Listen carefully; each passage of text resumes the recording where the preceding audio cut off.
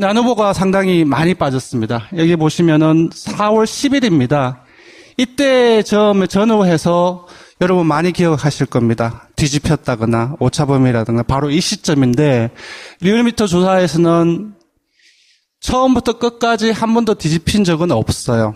예, 10일 여기에 이제 1000명짜리 조사니까 오차범위가 플러스 마이너스 3.1%포인트인데 4%포인트로 붙어 있는 상황이 가장 근접했을 때이고 실제로 네. 많이 붙었어요 이때. 네, 많이 붙었고 만약 이 추세를 유지했다면 그 국민의당이 말했던 골든 크로스가 이 정도에 발생할 수도 있었어요. 네. 이 추세로 쭉 갔으면.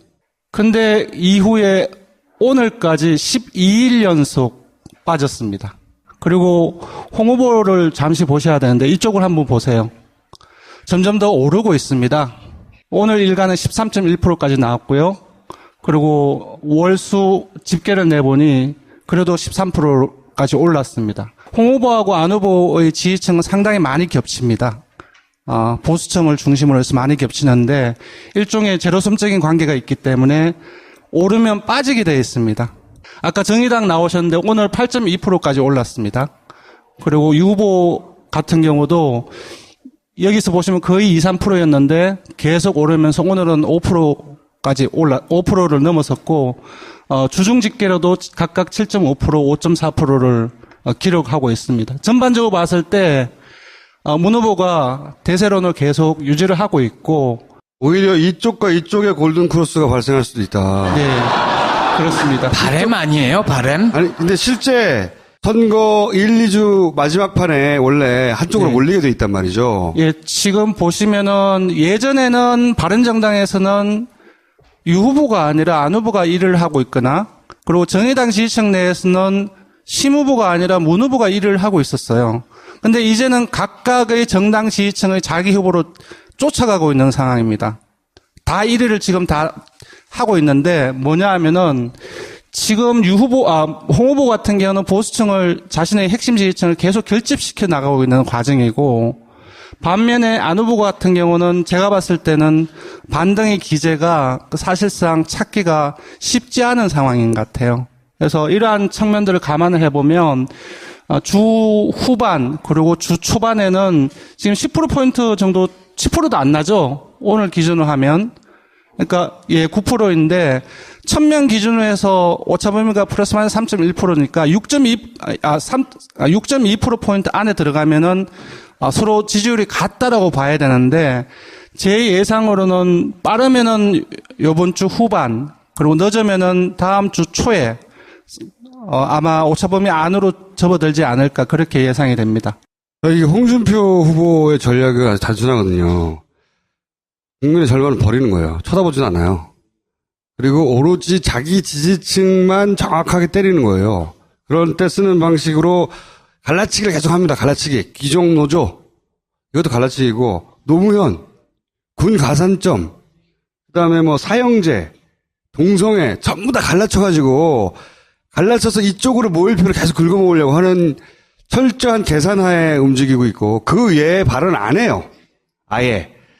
그리고 이 전략으로 여태까지는 성공하고 있는 거예요. 그렇습니다. 실제 그러니까 그 홍준표 후보가 말하는 가치에 절대 동의하지 않는 사람들 입장에서 보자면 완전 쓰레기 같은 발언을 하고 있는데 그것도 그냥 우리가 보는 거고 홍 후보는 자기가 하고 다 하는 바를 정확하게 알고 거기를 정확하게 땅땅땅 계속 때려가지고 성공하고 있는 거예요. 그래서 이 전략대로 어느 순간 요게 충분히 가까이 붙으면 골든 크로스도 홍 후보 입장에서 가능하고 그게 전략이죠. 여기서 골든 크로스를 발생시킨 다음에 자 그러면은 노무현을 막을 적자는 누구냐. 나한테 확 와라. 어차피 안철수하고 문제는 갈라먹을 테니까 호남을 자기가 확 거기서 치고 올라간다 막판에 이 전략이거든요. 거기를 한 발 한 발 가고 있는데 문제는 이 전략이 워낙 극단적이기 때문에 안철수로부터 떨어져 나온 사람들이 이쪽으로 빨리 안 가요 지금. 그리고 다 가지도 않을 것 같다. 네. 극단적 전략의 대가죠. 그래서 제가 보기에는 이게 골든크로스가 안 발생하거나 네네. 거의 붙은 상태로 끝나거나 이럴 가능성이 현재는 높다고 보이는데 5월 3일부터 공표를 못하게 돼 있습니다. 여론조사 결과가. 우리 다음 녹화일이 5월 3일인데. 네, 그래서 5월 2일까지 조사한 것을 바로 전날까지 조사한 것 3일 날에 발표는 얘기해도 가능합니다. 되고, 예. 그래서 제 말은 무슨 말씀이냐면은 5월 2일까지 조사, 금방 말씀하셨던 그 홍 후보의 전략이랄까. 이게 그때까지 여기를 붙이려고 하는 거거든요. 예, 5월 2일까지 다음 주 5월화의 조사가 상당히 홍 후보 입장에서는 되게 중요한 상황이죠. 네. 이때 골든크로스가 발생하면 진짜 확 쏠릴 수도 있고 네. 붙어도 홍한테 유리한 겁니다. 네. 붙어도 홍한테 유리한 거. 그래서 본인은 나는 이제 다른 정당에서는 홍준표 후보의 전략이 대통령이 되려고 하는 게 아니라 대선 이후를 생각하는 거라고 하지만 홍준표 자신은 실제로 이렇게 해서 골든크로스 발생시켜서 이기려고 하는 거예요. 제가 개인적으로 전화본 결과도. 자기는 자기가 이긴다고 생각하고 있어요. 이 전략으로. 안철수 후보의 전략도 단순했어요. 어떻게 단순했냐.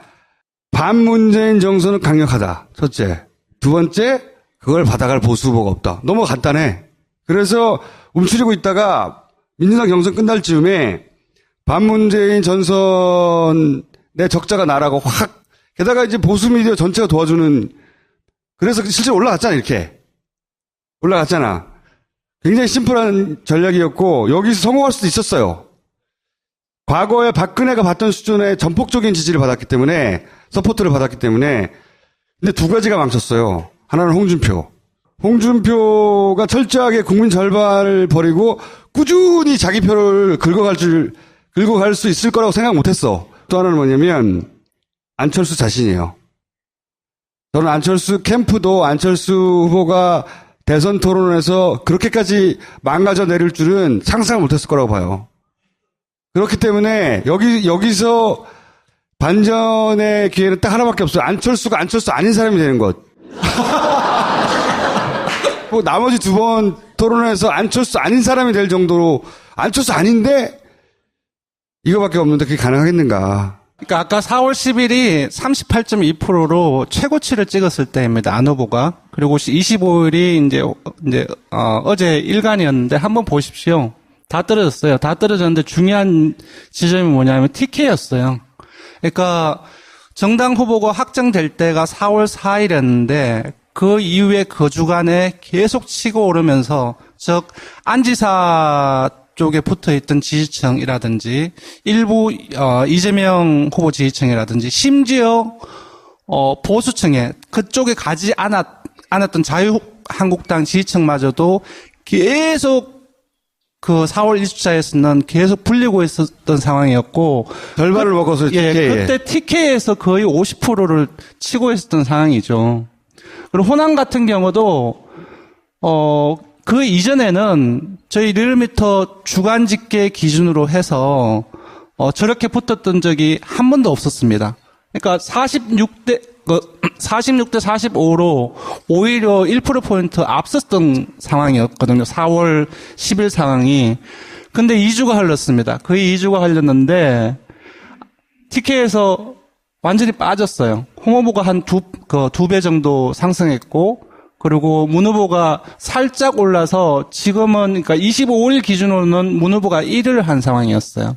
그리고 호남 같은 경우는 호남은 정말로 전략적으로 되게 중요한 곳인데 수도권과 연계되어 있기 때문에 이렇게 많이 벌어졌습니다. 후보의 동선을 보면 후보가 지금 어디서 약한지 판단할 수 있는데 그 안철수 후보하고 다 달려갔거든요. 호남에 지난주에 이번 주 초에 초입니까 지난주 말입니까 어쨌든 격차가 벌어져서 그런 거예요. 이런 홍 후보의 두 배가 상승한 이 기세를 꺾을 수 있겠는지. 예, 꺾어야지만이 이게 다시 반등이 돼서 올라가는데 이게 과연 가능할 것인지. 그리고 문 후보가 가지고 있는 호남에서 이 63%의 지지율을 어느 정도 꺾을 수 있을 것인지. 상당히 좀 어려운 국면에 처해 있는 것은 사실입니다, 사실. 안철수 후보에 대한 호불호하고 상관없이 추세가 그렇다는 거예요, 지금. 원래 보수층은 자유한국당에, 그러니까 홍 후보의 일종의 나발입니다. 핵심 지지층이에요. 근데 4월 10일에는 보수층에 마저도 거의 반을 먹고 있었던 거죠. 근데 역전됐습니다. 최근에 역전됐어요. 사실상 지금 어제 토론회에서도 봤다시피 자신의 핵심 지지층을 계속 끌어모으기 위해서 대부분의 사람들의 동의하지 않는 아직 아주 중요한 부분들 계속 문 후보를 통해서 계속 얘기를 하고 있거든요. 그러니까 이러한 기세가 계속 간다고 한다면은, 이러한 상황 속에서 이 기세가 과연 끊길 수 있겠는지. 그래서 아까 제가 말씀드렸던 것처럼, 이번 주 후반 빠르면, 다음 주 초면 늦으면은, 그 오차범위 내로 좁혀질 수 있다고 보는 겁니다. 네. 중도층이 진보층, 보수층의 한 1.5배가 되면 가장 많습니다. 그래서 이 정도 상당히 많이 폭이 떨어졌죠. 바짝 붙었었어요, 완전히. 예. 그러니까 중도층에서 안 후보가 다시 반등하지 못하고 한다면은, 물론 어떤 사람들은 이미 4월 12일부터 게임은 끝났다라고 얘기했던 사람도 있는데, 상당히 힘든 상황인 거죠, 사실. 그리고 50대를 보면, 사실상 50대 같은 경우는 이번 선거에서 키가 되는, 연령층이었는데, 50대 같은 경우도 11에서는 넘어섰어요. 근데 50대는 지금은 완전히 크게 벌어지는 상황입니다. 이게 박근혜 시절하고 다른 특이점이에요. 50대에서 보수가 이기고 있었거든요, 언제나. 네. 50대에서 1위가 문이 됐어요. 네. 큰 변화죠, 큰 변화. 마지막으로 정리하면, 요거는 월요일부터 수요일까지 해서 이제 종합 집계를 낸 겁니다. 바깥에 있는 것이 이제 문 후보고, 초록색이 안 후보고, 그러니까 영역이 크면 클수록 지지세가 강하다고 보면 됩니다. 서울, 경기, 인천, 충청, PK, TK, 호남까지 전부 다 바깥에 다 했어요. 심지어 TK 같은 경우는 서로 세 후보가 오차범위 내에서 붙어 있지만, 지금 1위로 다시 올라선 상황이고, 그리고 아까 보시다시피 연령층에서도 60대를 제외하고는 전부 다 파란 것이 전부 다 바깥에 나와 있죠.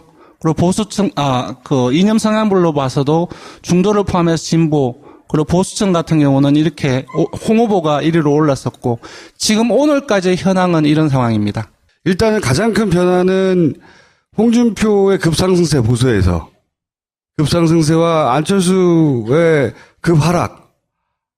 근데 저는 이게 골든크로스가 되느냐 안 되느냐 굉장히 중요하다고 봐요. 121 날 조사에 이 9%포인트가 어떻게 좁혀질 것인지.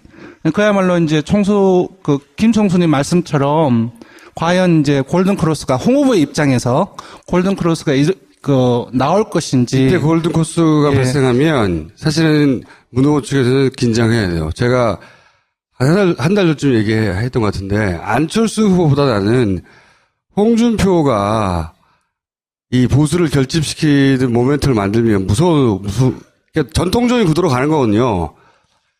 그게 뒤집을 정도는 안 될지 몰라도 위협할 수 있다, 상당히. 왜냐면 우리가 익숙한 불안감이 있어요. 대선을 치른 사람들은 다 가지고 있는 익숙한 불안감이 있는데, 그러면 이게 심상정 후보한테는 안 좋은 거죠, 또. 그렇죠. 여기가 붙으면 심상정 후보한테 안 좋은 거예요. 오차범위 내에는 들어올 텐데 골든크로스는 안 일어날 거예요. 그 기간에는. 요때 보수 유권자들이 문재인을 막을 자가 홍준표네? 라고 생각하게 만드는데 성공하면. 네. 맞습니다. 그럼 어떻게 될지 모르는 그러니까 거죠. 숫자는 단순한 숫자가 아니에요. 숫자는 여기서부터는 레토릭으로 활용이 되는데 2일 날에 어떤 결과가 나오냐에 따라서 홍 후보가 이 여론조사 결과를 가지고서 안 후보를 제칠 수 있는 수단으로서 사용할 수 있는 거죠. 다만 이제 지금까지 보수 미디어들이 홍준표 편이 아니었어요. 근데 이때는 어떻게 될지 모르는 거예요. 온갖 화력을 다 쏟아볼 수도 있는 거죠. 당연히. 항상 그래왔으니까 막판에는. 가진 걸 다 쏟아붓는 거거든. 근데 그때 쏟아부을 화력이 문재인에게 있느냐, 미디어 쪽에 없거든. 공정하게 보도하는 미디어가 있잖아요. 공정한 것으로 부족해요, 이때는. 모두가 불공정하기 때문에.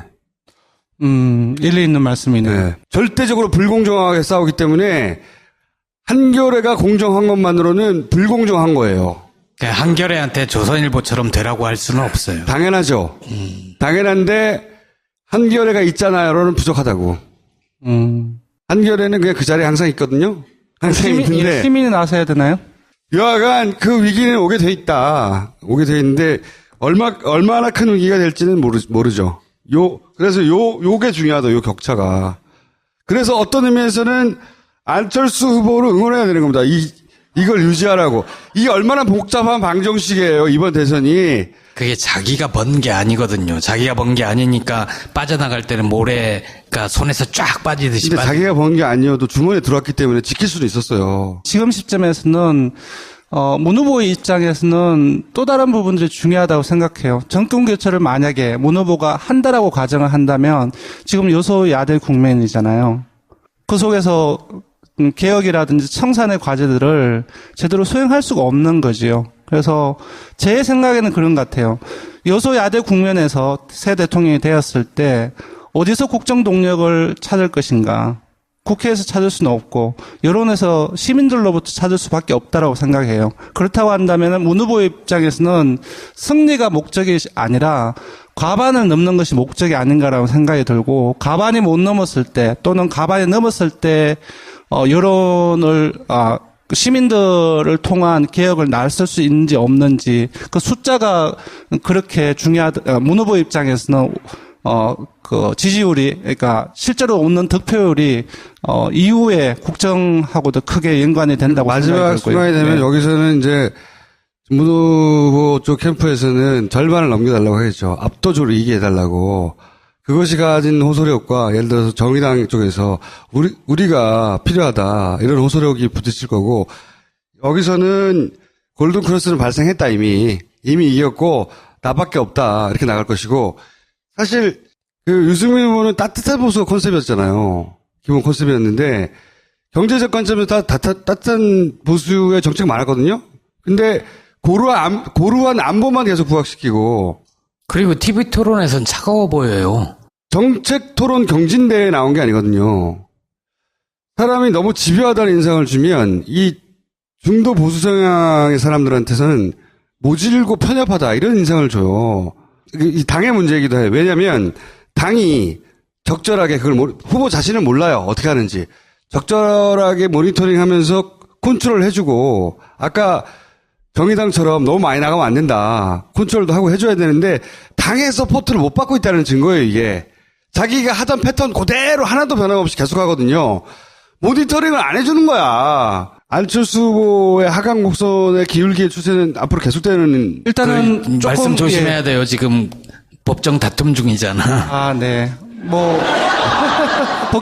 국민의당하고 법정 다툼하고 그 전문가적인 의견을 밝히는 거하고는 좀 별개의 부분인 것 같은데 일단은 동력 자체가 그러니까 이탈했던 보수층을 다시 끌어와야 되는데 홍준표하고 싸워서 뺏어와야 되거든요, 지금. 예. 그리고 이탈했던 중도층을 다시 끌어와야 되는데 문 후보 지지층을 끌어와야 됩니다, 사실. 38.2%까지 올랐을 때 보수층을 끌어왔던 것처럼 이기기 위해서는 거기서 더 플러스해서 문 후보의 지지층을 진보층은 안 온다 치고 중도층의 일부를 가지고 와야 되는 상황입니다. 근데 아까 제가 말씀드렸다시피 그러기에는 지금 남아있는 수단이랄까 기재랄까 그런 부분들이 거의 보이지 않는다라는 거죠. 토론밖에 없는데. 예. 오히려 아까 말씀드린 것처럼 홍 후보가 사용할 수 있는 수단들이 지천에 깔려 있다라고 생각이 들어요. 그렇다고 했을 때 이런 아까 말씀드렸던 기울기는 조금 달라질 수 있지만 전체적인 이후의 추세랄까 그런 부분들은 하강 곡선을 계속 하강 곡선으로 가게 되지 않을까 그렇게 예상이 됩니다. 알겠습니다. 여기까지 하겠습니다. 감사합니다. 네. 안 후보가 상당히 많이 빠졌습니다. 여기 보시면은 4월 10일입니다. 이때 처음에 전후해서 여러분 많이 기억하실 겁니다. 뒤집혔다거나 오차범위라든가 바로 이 시점인데 리얼미터 조사에서는 처음부터 끝까지 한 번도 뒤집힌 적은 없어요. 예, 10일 요게 이제 1000명짜리 조사니까 오차범위가 플러스 마이너스 3.1%포인트인데 4%포인트로 붙어 있는 상황이 가장 근접했을 때이고 실제로 많이 붙었어요, 이때. 네, 많이 붙었고 만약 이 추세를 유지했다면 그 국민의당이 말했던 골든 크로스가 이 정도에 발생할 수도 있었어요. 네. 이 추세로 쭉 갔으면.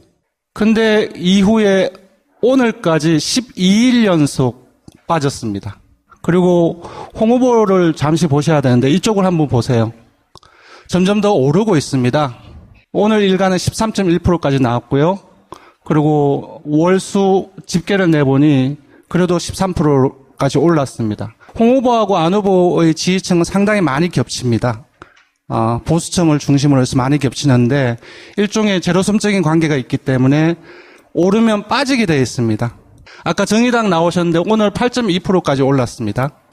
그리고 유 후보 같은 경우도 여기서 보시면 거의 2, 3%였는데 계속 오르면서 오늘은 5%까지 5%를 넘어섰고, 주중 집계로도 각각 7.5%, 5.4%를 기록하고 있습니다. 전반적으로 봤을 때, 문 후보가 대세론을 계속 유지를 하고 있고, 오히려 이쪽과 갈라치고 노무현, 군 가산점, 그다음에 뭐 사형제, 동성애 전부 다 갈라쳐가지고 갈라쳐서 이쪽으로 모일 표를 계속 긁어모으려고 하는 철저한 계산하에 움직이고 있고 그 외에 발언 안 해요.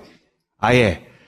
그리고 이 전략으로 여태까지는 성공하고 있는 거예요. 그렇습니다. 실제 그러니까 그 홍준표 후보가 말하는 가치에 절대 동의하지 않는 사람들 입장에서 보자면 완전 쓰레기 같은 발언을 하고 있는데 그것도 그냥 우리가 보는 거고 홍 후보는 자기가 하고자 하는 바를 정확하게 알고 거기를 정확하게 땅땅땅 계속 때려가지고 성공하고 있는 거예요. 그래서 이 전략대로 어느 순간 요게 충분히 가까이 붙으면 골든 크로스도 홍 후보 입장에서 가능하고 그게 전략이죠. 여기서 골든 크로스를 발생시킨 다음에 자 그러면은 노무현을 막을 적자는 누구냐? 나한테 확 와라. 어차피 안철수하고 문제는 갈라먹을 테니까 호남을 자기가 확 거기서 치고 올라간다 막판에 이 전략이거든요. 거기를 한 발 한 발 가고 있는데 문제는 이 전략이 워낙 극단적이기 때문에 안철수로부터 떨어져 나온 사람들이 이쪽으로 빨리 안 가요, 지금. 그리고 다 가지도 않을 것 같다. 네. 이 극단적 전략의 대가죠. 그래서 제가 보기에는 이게 골든 크로스가 안 발생하거나 네네. 거의 붙은 상태로 끝나거나 이쪽에 골든 크로스가 발생할 수도 있다. 네. 그렇습니다. 바램 아니에요, 바램? 아니, 근데 실제 선거 1, 2주 마지막 판에 원래 한쪽으로 네. 몰리게 돼 있단 말이죠. 예, 지금 보시면은 예전에는 바른정당에서는 유 후보가 아니라 안 후보가 일을 하고 있거나 그리고 정의당 지지층 내에서는 심 후보가 아니라 문 후보가 일을 하고 있었어요. 근데 이제는 각각의 정당 지지층의 자기 후보로 쫓아가고 있는 상황입니다. 다 1위를 지금 다 하고 있는데 뭐냐 하면은 지금 홍 후보 같은 경우는 보수층을 자신의 핵심 지지층을 계속 결집시켜 나가고 있는 과정이고 반면에 안 후보 같은 경우는 제가 봤을 때는 반등의 기제가 사실상 찾기가 쉽지 않은 상황인 것 같아요. 그래서 이러한 측면들을 감안을 해보면 주 후반 그리고 주 초반에는 지금 10%포인트 정도 10%도 안 나죠. 오늘 기준으로 하면. 그러니까 9%인데 1000명 기준으로 해서 오차범위가 플러스 마이너스 3.1%니까 6.2%포인트 안에 들어가면은 서로 지지율이 같다라고 봐야 되는데 제 예상으로는 빠르면은 이번 주 후반 그리고 늦으면은 다음 주 초에 아마 오차범위 안으로 접어들지 않을까 그렇게 예상이 됩니다. 이 홍준표 후보의 전략은 아주 단순하거든요. 국민의 절반을 버리는 거예요. 쳐다보진 않아요. 그리고 오로지 자기 지지층만 정확하게 때리는 거예요. 그런 때 쓰는 방식으로 갈라치기를 계속합니다. 갈라치기. 기종노조.